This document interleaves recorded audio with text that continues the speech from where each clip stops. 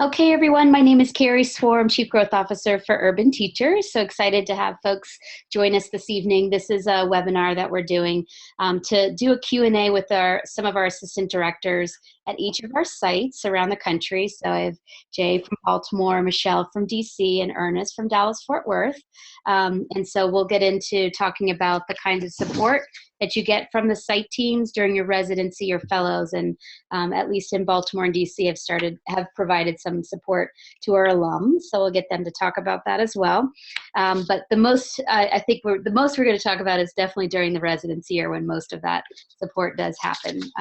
But before we get started, I wanted to just quickly bring everyone up to speed in case you're new to Urban Teachers. To do a quick overview very quickly of our program and the finances.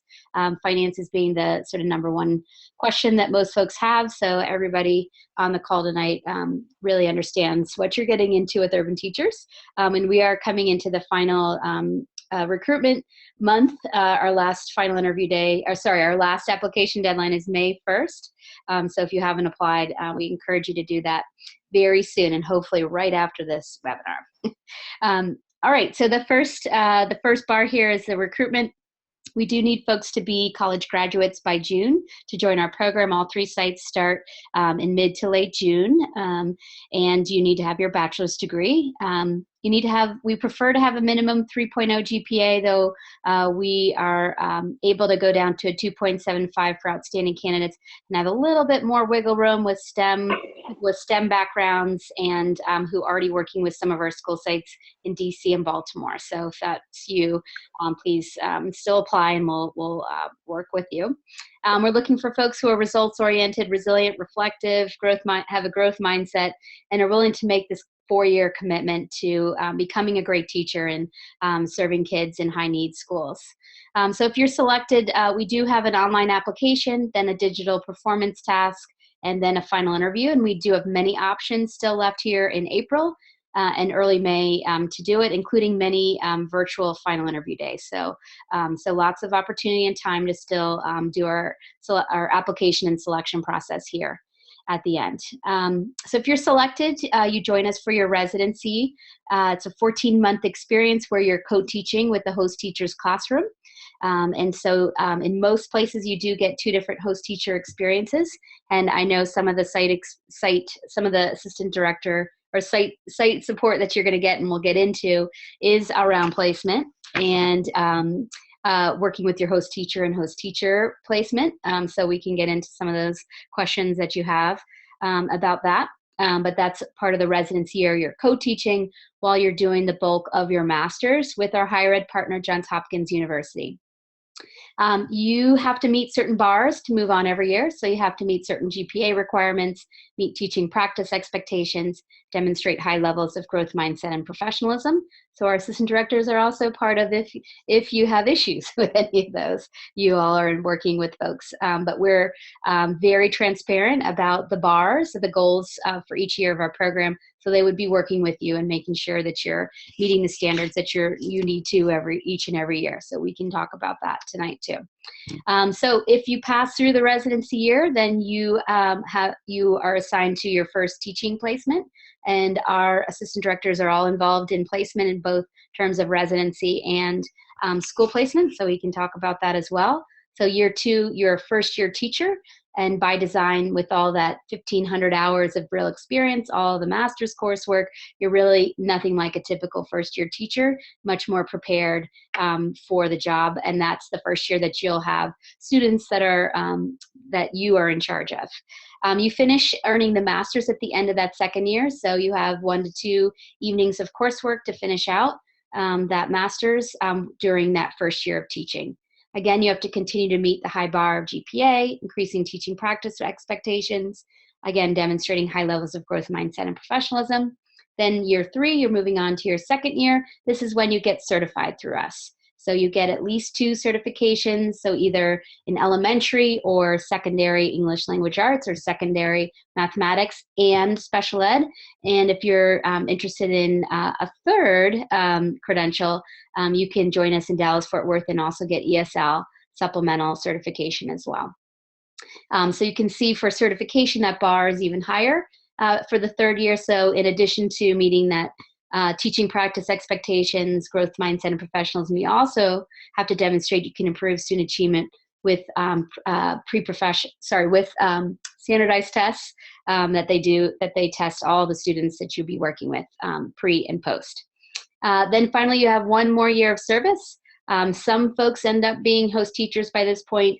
A lot of folks do end up being grade level team leaders or department chairs. So lots of opportunities for you while you're still with us to finish out your commitment with Urban Teachers and your school partner.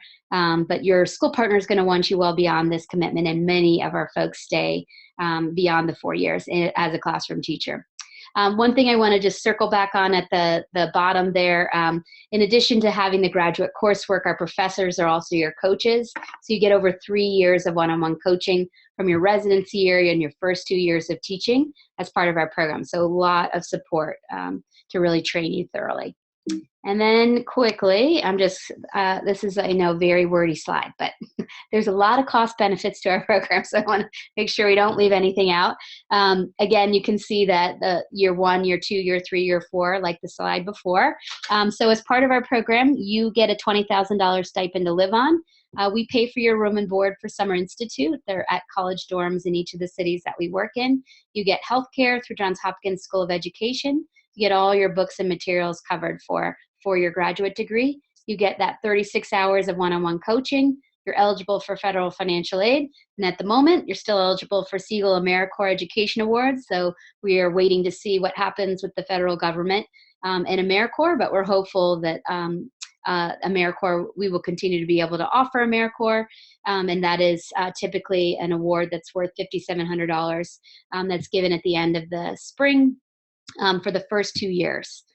So the cost for the program is a total of $40,000. There are 4 separate tuition bills: fall, spring, in year 1, year 2.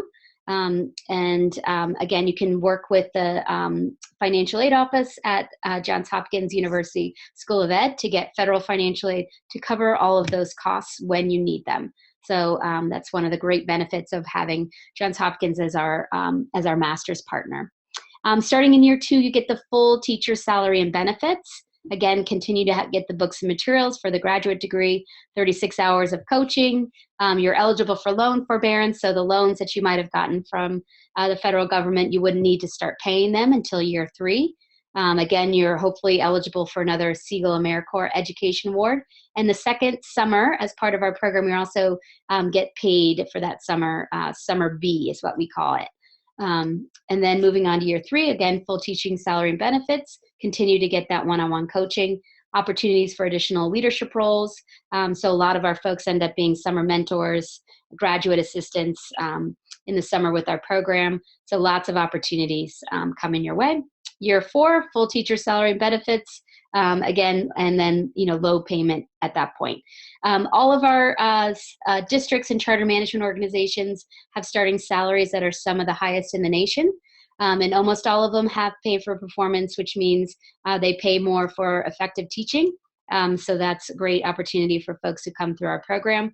And then I just wanted to let you know there are some great loan forgiveness programs at the federal level. So if you teach math or special ed and teach for 5 years, 2 years beyond the Urban Teachers commitment, you can have $17,500 waived off to your loans. Or if you teach other subjects, more like $5,700 or so.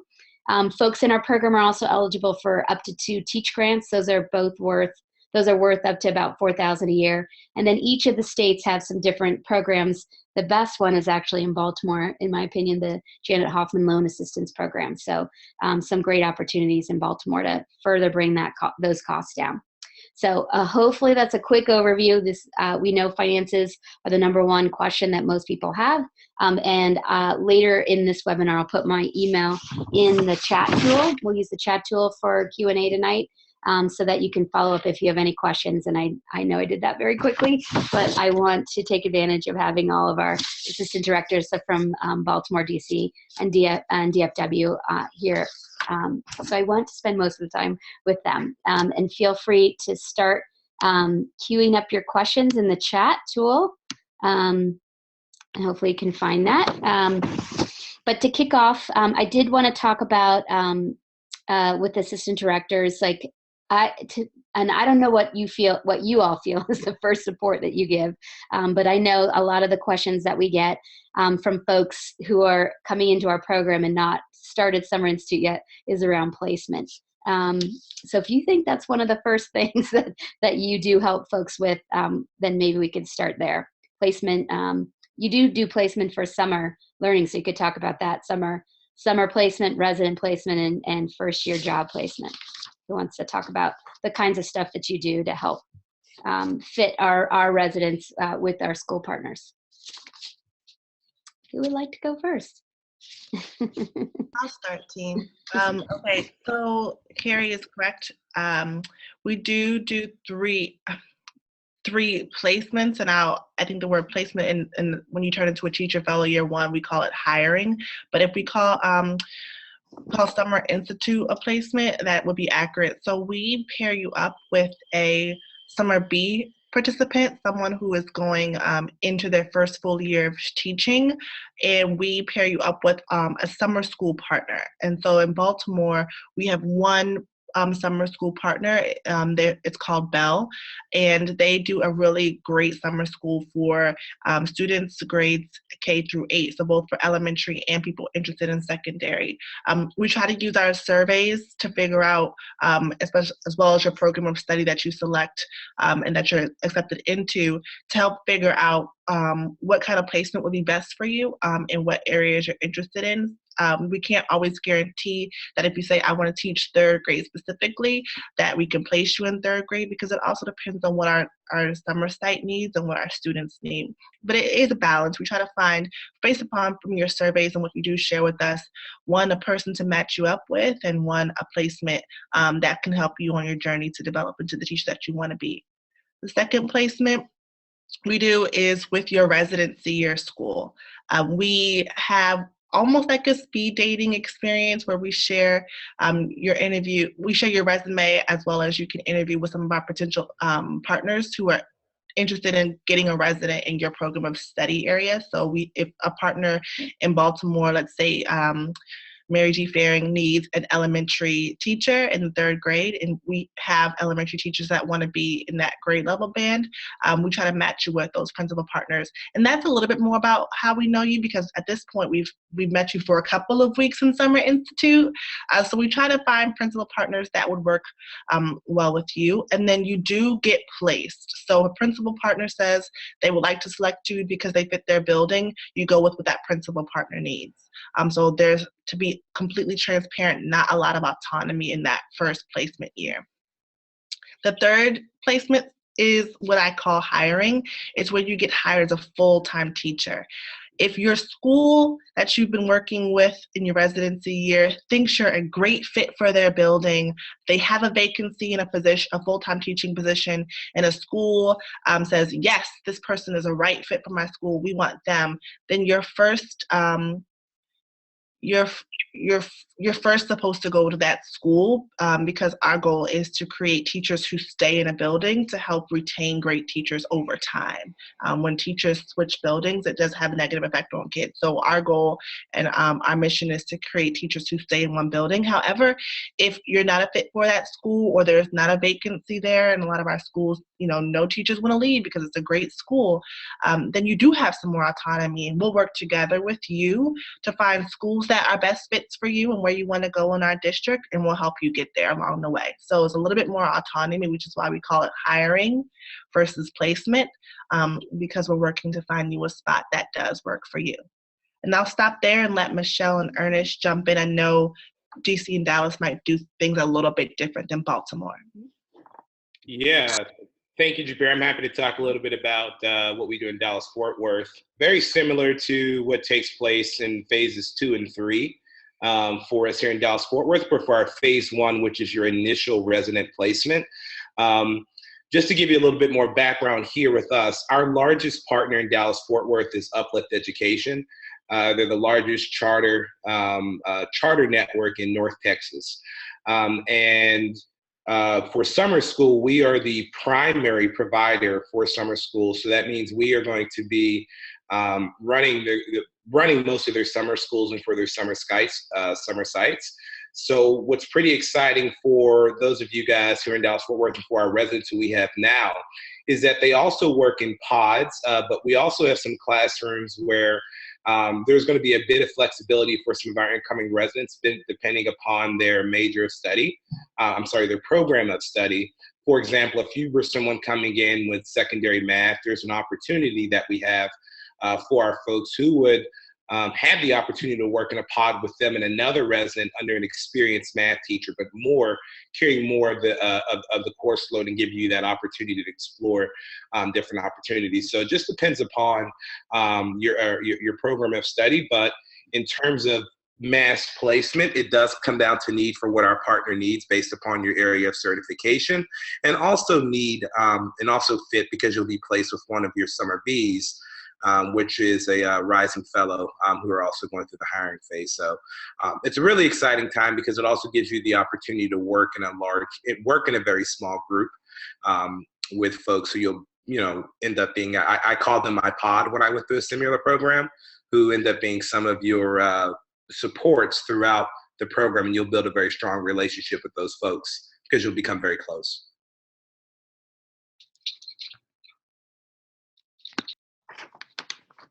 Hi, everyone. The process is very similar also in DC, especially as the one Japera described in Baltimore. So we are gathering your survey data in terms of the placement, the content, the grade band that you're interested in, and we use that to place you with, we have 3 major partners. So we have Youth Baseball Academy, who partners with the Washington Nationals, and then we have Higher Achievement, where approximately half of our summer placements are, and then DCPS, where roughly the other half, or can't do the fraction math, of our placements are. DCPS is primarily lower grades.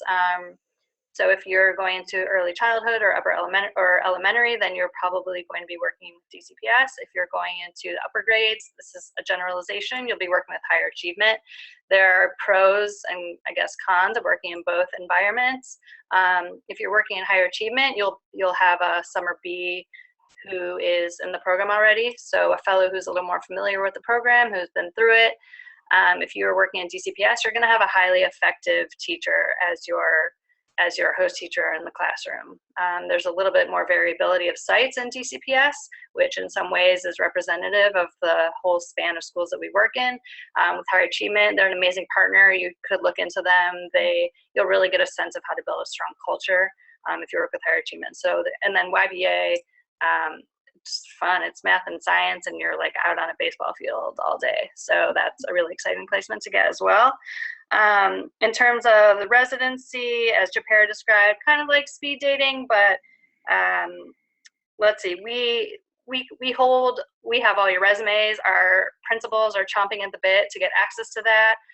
They really want to make smart choices for their campuses, and like Japera said, at that point we're starting to get to know you, and we do have a placement fair over the summer, so you will get to interview at anywhere from probably 1 to 3 schools, and we want to know what your interests are, but really our schools are like, we really are here to meet the needs of our principals and our students, and if they see something in your background that makes you a great fit for one of their schools, then that's our top priority.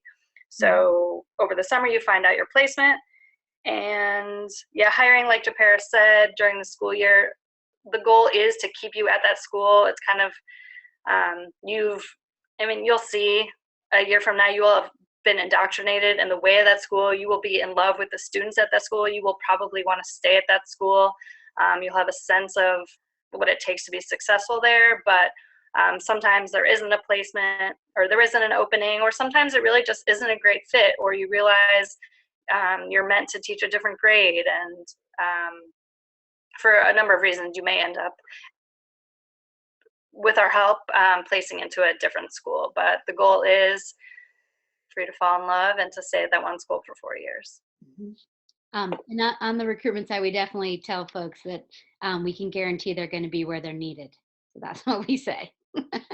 So, so I want to shift a little bit and talk about the other question a lot of folks always have is, who is their host teacher and how will they get placed with them? So I don't know if you could talk a little bit about how that process works. And I hopefully folks have been part of other webinars before too, but typically we now do 2 different host teachers. And if you all can talk about why we do that too. And I know that doesn't always work everywhere, but that is the model. Yeah, definitely. It's very exciting, you know, when you meet your host teacher, and that is one that we get a lot of questions about, just in terms of once a resident is selected or identifies where they're going for their host school, for their placement school, that's when the conversation in terms of host teacher begins. Just so you know, prior to us partnering with any school, we do share that we have host teacher expectations. Just in terms of expectations, we share about our program that we know are going to help you make effective educators. So there's just some non-negotiables that when we do identify schools and partners, that they have these expectations. The next step after you have been placed at your school is for us, and here in Dallas, what we do is that we meet with all of our administrators, our leadership teams. So that includes the principals, that includes deans of instructions, and some of the grade level leads. And when we meet with them, we always want to talk about, that we're meeting that need. For example, if we're talking about an elementary placement or secondary math or secondary ELA, that after that piece has been taken care of, that we want to take a look at a culture fit. And so the principals have the opportunity when they interview, when they interview you and when you're placed by need, depending upon how it goes, that they usually get a feel as to how you would fit in with their campus. And it really helps. What's really exciting is that even though there's not a lot of autonomy in terms of the first resident placement, you will go through some interviews and you will meet principals and you will form those relationships of a particular school that you'll feel very passionate about.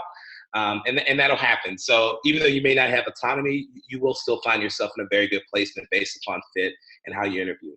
But once we meet with the principals and we identify who the host teacher is by going over those host teacher expectations, that's generally how it works for us in Dallas, is really just making sure that the host teacher is able to be someone who's welcoming and open to a co-teaching model in their classroom, willing to let you go and let you try new things. It's always interesting when we meet with principals and we'll hear that I want to peer this resident with my best teacher. They were second runner-up in the state. And what we find sometimes is that even though those teachers are excellent in pedagogy and in their content areas, that it's a little hard to relinquish control of their classrooms to some of the residents. And so these are all things that we take into account when we're placing you, because we do take a lot of thought and care to ensure that the person you're going to be with for that first semester is someone who's really going to help guide you and make a profound impact on your instruction that first semester. I'll talk very quickly about the spring switch, and I'm sure Japira and Michelle will pick it up. And when we switch in January with the host teacher switch, it is a part of our program, but there are a variety of things that we do take into account if that'll take place or if it doesn't, but primarily it does. And what happens is that we switch you in the spring semester so that you have the opportunity to see another classroom, to see a different grade level, different teams, because what you'll find in education is that many educators do things very differently. And so for you to get that diverse view of perspectives is very important with the host teacher switch, but also to simulate the beginning of the school year, right? Because I don't want to get too deep, but when you do the host teacher switch, this is when you do one of the parts of the solo teaching all by yourself, when the reins are released to you, and it's with a new group of students to really help simulate that beginning of the year of what it's like to walk into a classroom, see those students, build those relationships, and now lead them into instruction. So that's just a small piece of it. Mm-hmm. Anything else, Jay or Michelle, want to say about that? So I'll just say too, I think once in a while you have a problem with the host-teacher relationship. So what do you do in that situation? Yeah, so let me just go back and then I'm going to answer that question because that's Mhm. where I was going to go anyway. So when we talk to principals, we say we want a host teacher that is a veteran host teacher. We want a host teacher that is either effective or highly effective on their district evaluations. We want a host teacher that is willing to be flexible. We want a host teacher that is open to sharing classroom practice with a new teacher practitioner.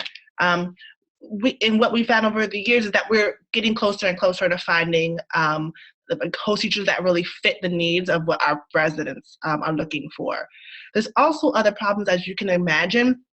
One, interpersonal relationships, like how a host teacher functions and how they plan their weekly lessons and how they, schedule their meetings might be different from the way that you as a resident work. And so interpersonal relationships are something that we cannot plan for, but we will try to coach you through and help you navigate at your school site. So I cannot promise that those interpersonal relationship issues won't happen, but I can promise that we'll try to help you advocate for yourself in those spaces. We also too have challenges, exactly like Ernest said, about host teachers who may be their first time doing this with a student teacher in their room and have difficulty, for example, in your 2-week teach in January when they're trying to get their students back normed for coming after Christmas break, for them to give up control of their classroom during their 2-week teach and just let you go. And you're going to struggle. You're gonna like dip a little bit and then come back up, and that's what your coach is there for. But as you can imagine, they also have responsibilities for student testing. In Baltimore, we have paper for performance, and their student learning outcomes are based upon those students in the classroom. So we have to realize that it's a give and take, and that's where some of the challenges come in a host teacher resident relationship.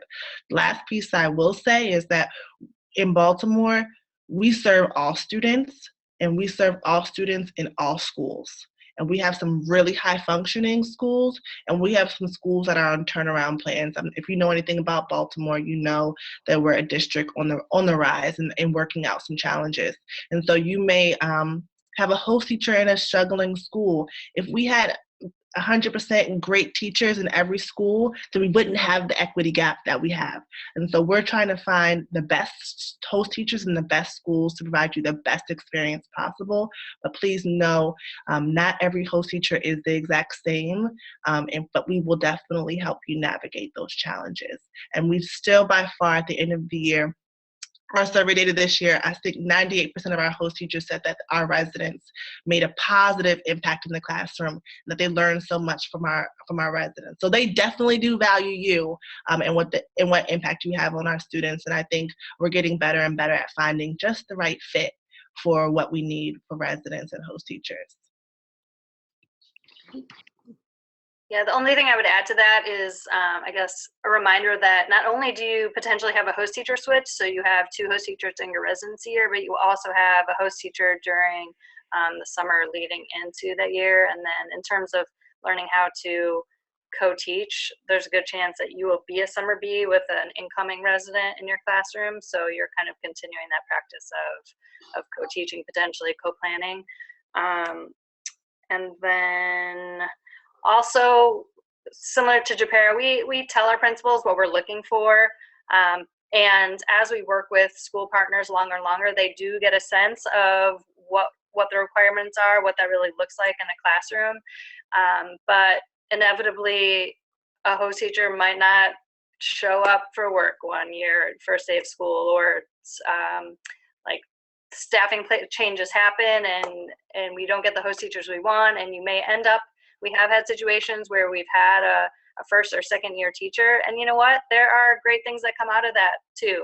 That means that we get to help push you, we get to make the case that you should be observing lots of teachers in your building, or that puts you in a position where you really have to step up and you get a lot more teaching opportunities. But regardless, like Japera said, we are there. We are in your school having conversations with your host teacher, and this will probably come up later in the webinar, having these conversations with you, learning like sentence starters, how to literally formulate this conversation with your host teacher or with your administrators. So given there's so much variability, we know that you might not be ready to dive into these relationships right away, but we are there to help guide you along the way. Great. All right, I wanted to move along and get you all to talk about what goes on in a course called Sensemaking. Who wants to talk about that? I guess I'll start. It's so funny. I'm laughing, Michelle and Ernest. I don't know if you can see them smiling too. We just talked about that really in depth today at our cloistering meeting where we planned. I didn't know about that. It was great. It's great timing. It is for the year ahead. Sensemaking traditionally is a session that that is flexible depending upon site, where we help you make sense of the district and the city that you're working with. Traditionally, that's been things like navigating host-teacher relationships, things like understanding the hiring process and what it means to be a career teacher. And more, I think what you'll see next year is a higher emphasis on how to work with our urban students in the areas of race, equity, and education, and what it looks like. And so we'll be having a lot of crucial conversations, but also trying to create a safe space where you feel open and willing to contribute to the discussion, because ultimately it's going to impact how you work with students and what best pushes them to succeed at the end of the year. So you'll probably see more and more of that in Sensemaking. And then also we're really ramping up. We hope to ramp up our PLCs, our peer learning communities, where you'll work with a fellow or an alumni who's been through the program, who also helps you navigate and make sense of the realities of your district. So I think it's a balance. We also talk about mental health and wellness in Sensemaking and or in these PLC spaces, which is another priority, because once you become a teacher, you'll understand that balance is necessary for you to take care of yourself so that you can take care of your students. And the residency year is really rigorous. So we're putting even more and more emphasis on that and extra supports at each of the different sites to help you balance and be a well teacher. I'll stop there, but that's what Sensemaking traditionally is. You might see some changes from what our residents experienced this year and what you might experience next year, and you also might see it look different across different cities. Mm-hmm. Yeah, one thing I would add to that is, from what I gather, Sensemaking in DC has changed a little bit every year, and a lot of that, like, you'll hear this over and over, that we are going to ask for your feedback all the time throughout your experience with us, and we really, really do try to be responsive to the feedback. And just like when you're a teacher, you'll hear like, oh, did you hear about the incoming second grade cohort? They're really XYZ. It's kind of like that with cohort. Like, each cohort has its own personality, and so some of our cohorts have been like really wanted to focus on instruction, let's say, and some of our cohorts, like right now, we're seeing they really want a lot of choice. And so we're trying to build that in. And so, like, we've started surveying our residents after Sensemaking to find out how things went and whether it's worth repeating. So there is some flexibility depending on the needs of your cohort. But like Jabir said, generally it is a mix of relaying programmatic needs and addressing some of the concerns that come up across the whole cohort, because that's the only time that we have you all at once, plus this cultural competence piece and working on the race and equity piece that you need in addition to the instruction to make you an effective educator. Ernest, do you want to share anything more for DFW? Well, yeah, not too much that I can share in terms of Sensemaking, because we had to take a different approach because of scheduling. But in terms of support sessions, we do offer just a number of different ways. We did host a interview workshop for residents who are preparing for interviews as they transition into the hiring process for their placement in district schools.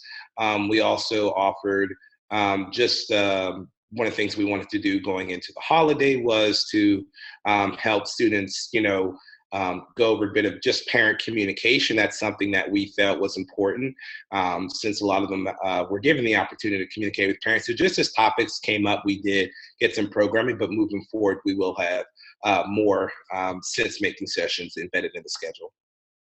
Great. And I do want folks to be able to ask some of your own questions too, though I have a few more topics to guide us. But feel free to put them in chat and we can cover them.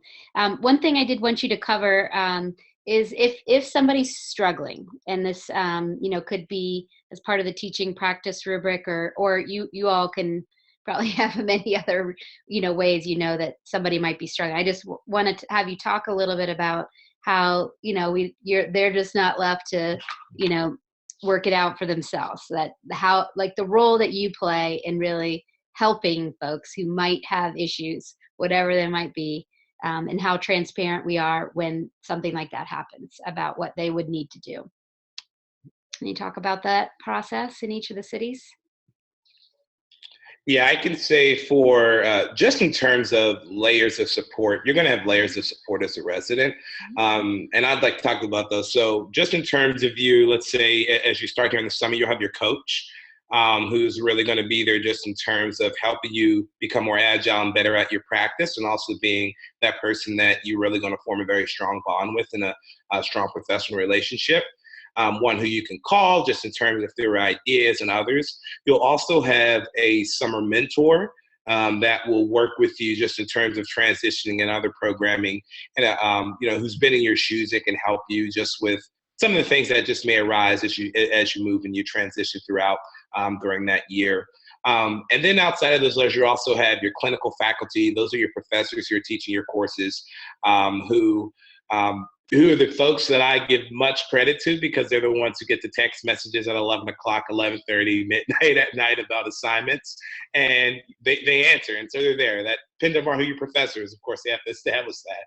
But those are the type of relationships. And then also you have your site team, and that includes us as the assistant directors, the resident experience coordinator, our data folks. I mean, there's just an entire layers of support. But in particular, if there's a resident who is struggling, let's say you are not meeting your GMP, which is your growth mindset and professionalism, which is where you're rated in the areas of professionalism, such as punctuality, coming and showing up on time, responsiveness to emails, overall professional standards and behavior. And let's say you're not meeting that based upon what we see in your ratings, and also what we see in your reports, and also just from feedback from your administrators and other folks who work closely with you. And so we're very frank, because when you do see this, it will never be a mystery as to what your standing in the program is. You'll never have to second guess, am I on some type of list? We don't have lists like that. But am I in danger of anything happening? If you are not meeting expectations, then you will hear from us. But also, before it even gets to that point, there will be signs that I know that we're very good at noticing, just based upon relationships and other metrics that we have, of trying to help you through that point. And so you have a number of layers of support, that you will have access to, especially if you are going down the not meeting expectations lane, where we'll be very frank and honest in what steps need to be taken and what actions, and really help you through it. You really just have to be open to the feedback. Anything more to add, Michelle or Japira, on that? Quickly, I guess I could say, if you are struggling in the sense, well, I forget, Carrie, how you frame the question. I said it very vaguely because I didn't know, what kind of struggle. And so actually Ernest gave me a great example, because they talked about it here in this webinar about the growth mindset and professionalism. Right. Yeah.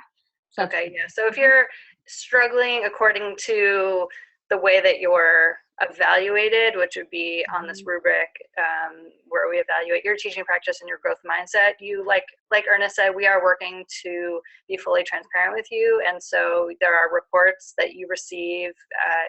Your coach or a site team member will disseminate it to you every quarter, so that you know exactly where you stand. If you are having trouble with aspects of your teaching practice, that's a conversation between you and your coach in terms of specifically what you need to work on. That is us potentially bringing in like additional coaching supports beyond beyond the coaching cycle that every coachee receives. That means potentially conversations with assistant directors about time management. It's really like thinking about what you as a person really need to be effective in the program. And then if you may be meeting expectations in every way that you're evaluated, but you are just struggling. Something just does not feel right, or you had a rough conversation with someone, or you're having rough day after day. Like, you will have regular contact with so many people in our program, and we like we're really, really working at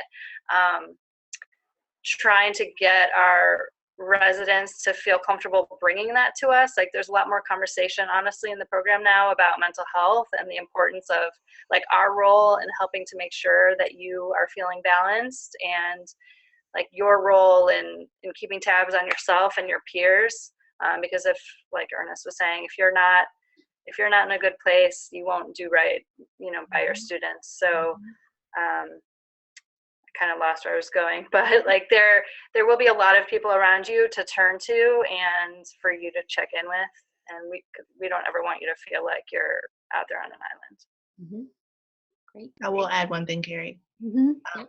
So especially regarding your teaching practice, there really shouldn't be a mystery. We use a platform called EdReflect, where your coach rates you and they share that rating with you, and you can pull it up on your screen on your computer just like they can. And we actually have you also rate yourself in each of your observations that you have in terms of your teaching practice. And they also rate your growth mindset and professionalism, which includes, understanding what's in your control and what's not in control, and being open to feedback, as well as those professionals and things Ernest was saying. So those things are there. Our teachers who really do the best are the people that go through their ratings and go on EdReflect and read what their coaches have written to them, as well as there are, of course, debrief conversations, but those who are really reflective about their practice and take it seriously.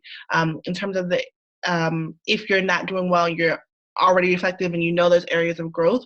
Part of our program, just like we do with our students, we have differentiated coaching treatments. So if you're struggling in a certain area, we naturally, just the same way we would do with our students, we naturally put you on differentiated treatment where you'll get more coaching hours or different coaching styles. Some of them are like elbow coaching, where you're teaching right in front of the classroom, and either your coach will help you, like literally do the moves, or go back to your classroom and tell you, okay, repeat the direction now. Okay, circulate now. So there's different types of coaching for different types of people, but very individualized based upon what your needs are and based upon what your data is showing. So data-driven and differentiated coaching supports. Great. All right, so now I want to shift a little bit and talk about how you facilitate fun in the cohort. So I know that may not be you. That might be other staff, like the resident experience coordinator and your operationals folks, but hopefully you have a role in that too. So if it's not you, if you can speak to some of the fun that the site team facilitates for the cohorts. And it can be fun / wellness. So Michelle, you were talking about wellness. So if it is meant for wellness, but also having the cohort really, feel comfortable with each other and some of the different things that you think maybe is unique to your city. So a lot of that happens in Summer Institute, really to get folks to bond pretty quickly. I know there's some field days and some scavenger hunts, and then what sort of continues to happen through residency or in some other traditions that you have, even as fellows and celebrating graduations and things like that. I'll start. The bare minimum is our fellows help us schedule a lot of great happy hours. And so you will see that across sites, teachers love happy hours. But it's not everyone, that's not for everyone. So we understand that. We also do things like we have an annual winter celebration gala where we congratulate you guys for making it halfway through the year, which is definitely always an achievement. We also do, for example, in May is Teacher Appreciation Week. So we're doing a block party, Teacher Appreciation Month in May. So we're doing a block party with food trucks and with ice cream and a DJ, old school style.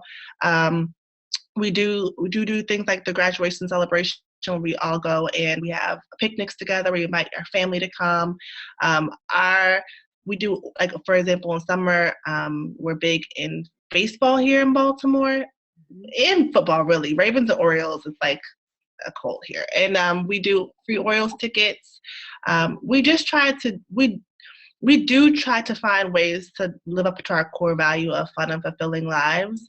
At some points, you won't feel that because you'll feel like you're in so much coursework.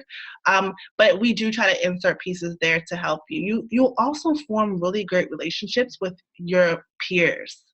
And so some of you guys will do things offline. Just today at our meeting that Michelle and Ernest and I were in, we had a resident panel, and the residents there were talking about how they had hot chocolate parties together, and then they did, oh God, what was that other thing, Michelle, that they had? They made, what was it, taco? You're on mute, Michelle. I can't remember what it was. Anyway, waffles. Oh yeah, like some kind of a lot of food. They were kept emphasizing a lot of food, and so in addition to things that we sponsor, your mentors will sponsor like a monthly or every other month dinner. We do some things with affinity groups, like how you identify yourself. They might have different kinds of dinners, which we reimburse you for mentor for, so you guys get to enjoy it for free.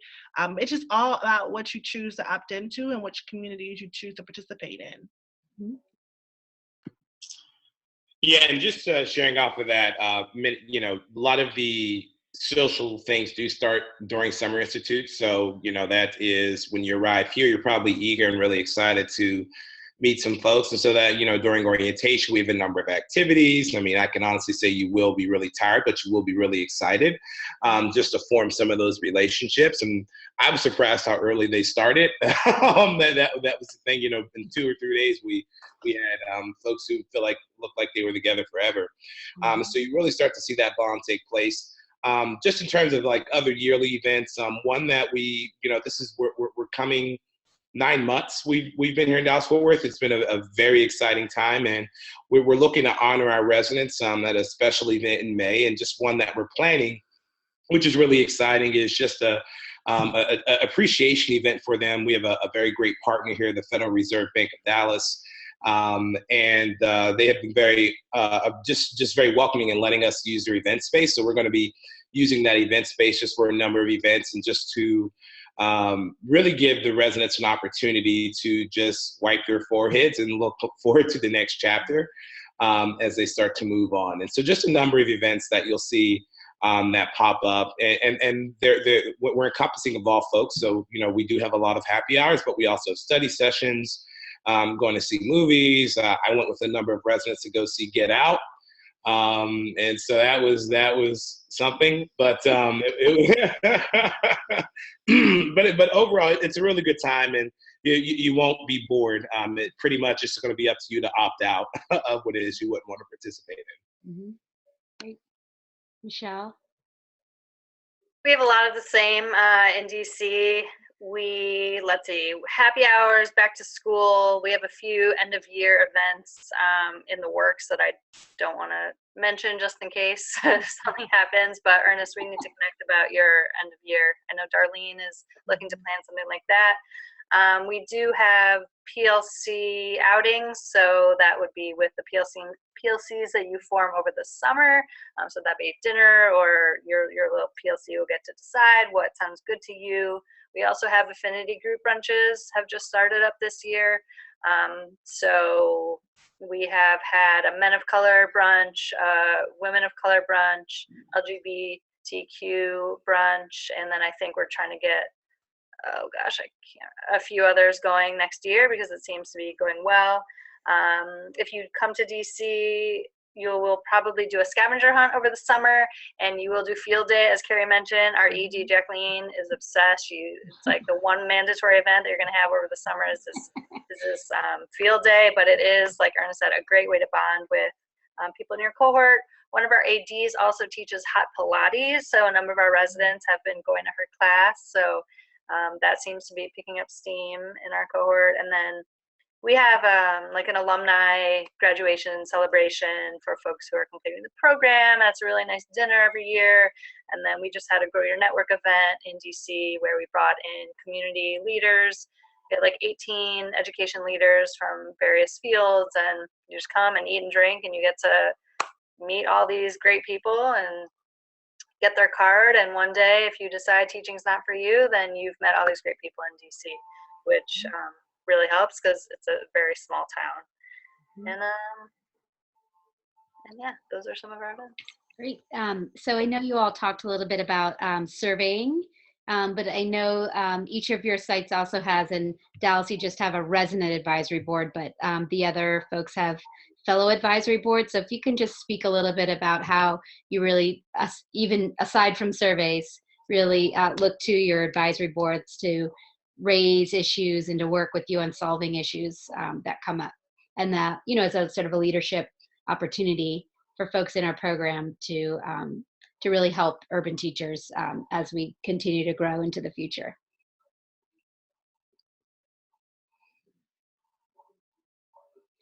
Yeah, I think one of our core values that you'll see in action is that we believe that we always get better with feedback. And so the fellow advisory board for us is one way to make sure that we're receiving that feedback. Sometimes surveys are one way of receiving feedback, but sometimes anecdotal data just straight from our participants' mouths and through their liaison, which is the fellows advisory board who are selected, is some of the ways that we're best able to act on that feedback. So they have monthly meetings, and they invite us at the site team to attend, and basically we liaise with them, and we also use them the other way in terms of we provide them with upcoming thoughts that we have about ways we want to shift, and they give us their advice about how fellows and residents would react to those things. Our fellow advisory board has been really crucial. This is our 7th year in a program, and we're still always getting better. So we completely rely on our participants to be open and honest with their feedback and come to us and talk to us about ways that we can improve to create and develop strong, effective teachers. So you'll probably see that when you come, a lot of surveys, a lot of just asking you straight up about your experiences. And then we also do check-ins with you each semester where we one-on-one talk to you about how you're doing. Because we care about you, at that point we'll love you. And so you can provide feedback that way as well. Great. Ernest or Michelle? Yeah, I can talk. So we founded our fellow, our resident advisory council very early on, just because we are in our first year of operation here. We don't have fellows, but we're always, just as we're always giving you guys feedback, it's a two-way street. We also have to be receiving that feedback to make sure that we're doing exactly what it is that you signed up for, and we take that very seriously. And so just in terms of resident advisory board, when we meet with them, we want to make sure that, if there are concerns out there, but also it gives us the opportunity to have a pulse on the entire cohort. Just because as you'll figure out that there are folks who may not want to bring things to our attention, or who are just shy, who are still, working on that growth piece of advocating for themselves. And so they do take it to their resident advisory council representatives, and they'll bring things for us, and we're able to make a change about it. So, just how we have multiple learners in our classrooms, we also have multiple learners in the program who we have different ways of really just making sure that all voices are being heard, and that, if there are issues or if there are things that need to be taken care of, that we do. But also just in terms of planning events, I know the Resident Advisory Council hosts Saturday study sessions.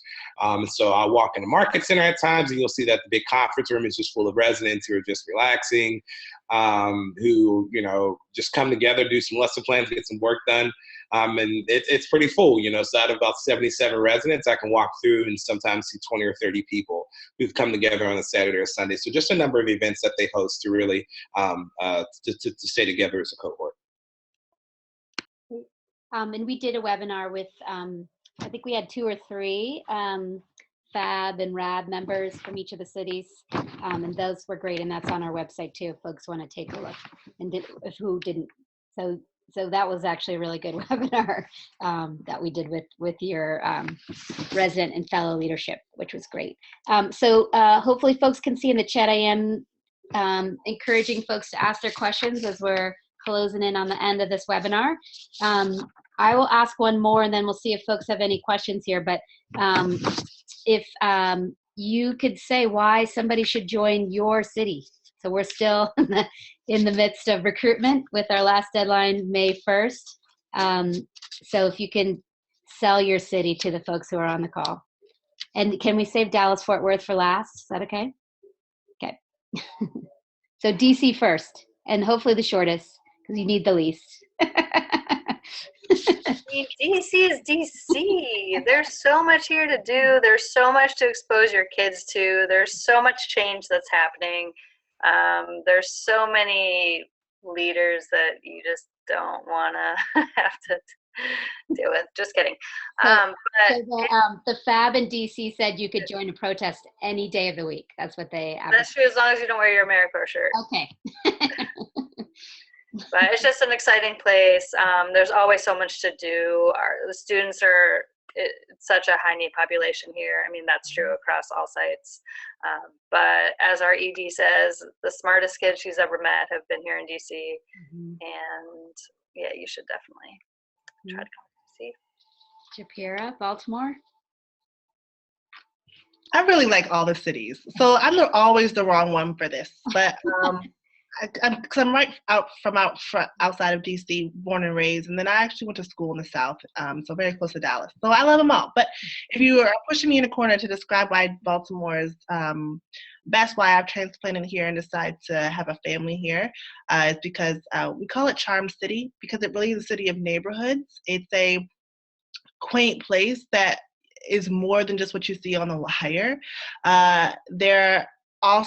Baltimore is the front lines of this equitable education gap that we have. And I don't know if you know anything about what's happening in Baltimore, issues like Freddie Gray and some of the Baltimore uprisings. This is a city that if you want to make a direct impact now on students' lives, you will see that coming to fruition. We also have, for example, we had a major funding gap, $180 million funding gap in Baltimore City Public Schools.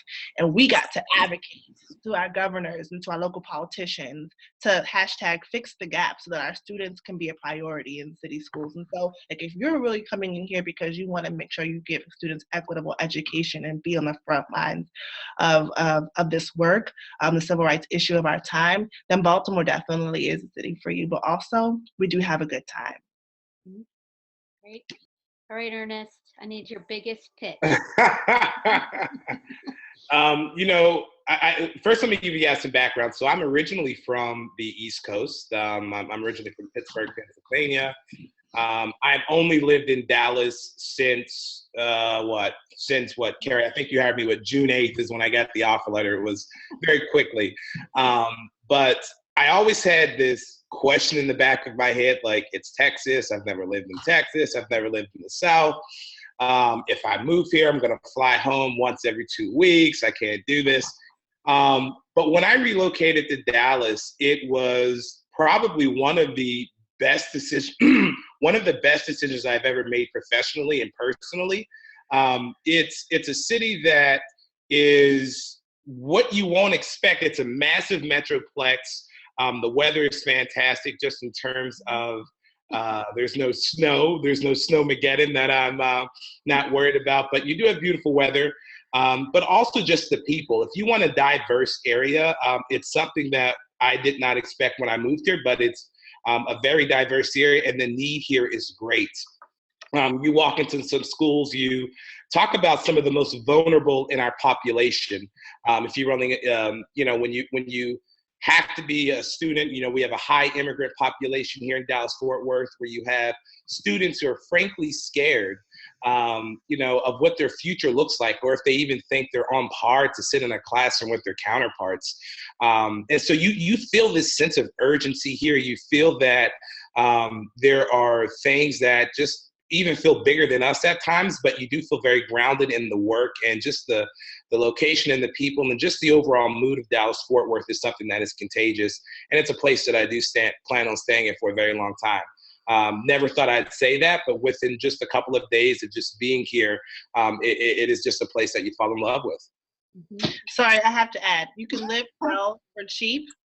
And Dallas can too, but live well for cheap on the East Coast, right between DC. I went to New York last weekend. My husband was driving like 3 hours to New York. I love that. Yeah, you can drive easily. One more tidbit of travel here if we're going to drop one-liners. We do have Dallas Love Field, which is in the city, and then we have Dallas Fort Worth, which is bigger than Manhattan. So Yep. you can fly anywhere direct, In the world. anywhere in the world direct from Dallas, very cheap. Yeah. Great. All right. Last chance for any questions. Going once, going twice. So hopefully I covered, this was very meaty and a lot of content tonight. So thank you for those tuning in, and thank you for giving it tonight, the three of you, Jay, Michelle, and Ernest. This was awesome. And we will post this on our website tomorrow. And our recruiters will have this as a tool, be sending it around because it's really great information that you're sharing to really dive in deep to our program. So I really appreciate everything you shared tonight. So I know we are an hour in and it's very late on the East Coast. So, so we will call it for this night. So thank you so much, everybody. Bye. Thank you.